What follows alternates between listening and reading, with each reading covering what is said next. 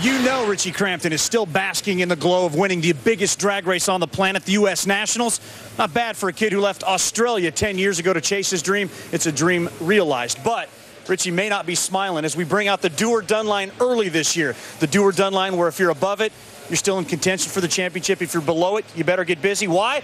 Richie's in 8th. You're going to be happy about this, Mike. And normally we don't do it this early, Dave, but when we did the research of the 4 categories that were below that number 7 line where we put the do or done line this week, only one driver has gone on to win the championship. That would be Robert Hight in 2009 from the number 10 slot. But remember, he won the first race, he won the second race, won 3 out of 6 to get the championship. So that basically explains the importance of getting a win or going some rounds today. It's not that you're going to be out if you don't, but you might be done if you don't do it. So that means notice has also been served to the other 8 seated drivers, Cruz Pedregon and Funny Car, V. Gaines in Pro Stock, and Scotty Polacek on 2 wheels. But as Mike said, it's simple. You want to go above the do or done line?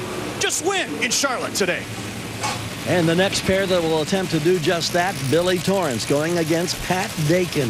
Meanwhile, top end, here's Spencer Massey, who starts today with the quickest run we've seen this weekend, a 378. How significant against that man who's won a championship? Well, it's huge. I mean, especially for this red fuel Schumacher car. I mean, to get a round win is huge right now. We've been kind of on a down slump, but what a better place to come back up and in the first race of the countdown to start doing at least 1 round, because you got to have 1 round win before you can get to the second round and on to the final and so forth. I'm so proud of these Schumacher Electric red fuel guys because we need it. We're hungry.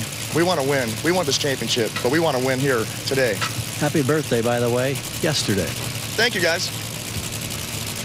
Well, Pat Dakin last year upset a countdown contender in round 1. It was Steve Torrence, but Billy Torrence isn't in the countdown.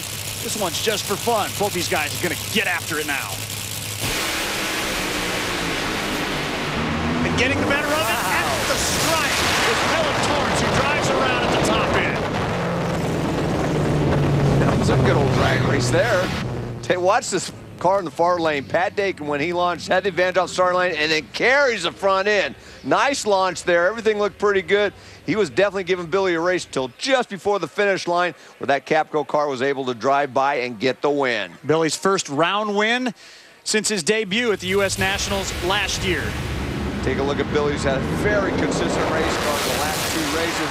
You take a look at the Lucas Oil photo finish cam, just how close it was. Just less than half a car length. Billy Torrence advances to the second round. When this season started, J.R. Todd was watching the racing from his couch. He didn't have a full-time ride, and he had no shot at going for a championship. But then Connie Coletta called, and despite missing the first 3 races, the duo went on to earn the 10th and final spot in the countdown to the championship. By qualifying number 1 this weekend, they've already moved up to the 9th position. But J.R.'s teammate, Doug Coletta, he's the number 1 seed for the first time in his 17-year career. 5 of the last 7 Top Fuel number 1 seeds have gone on to win the title. The next 6 races will tell if this is his season.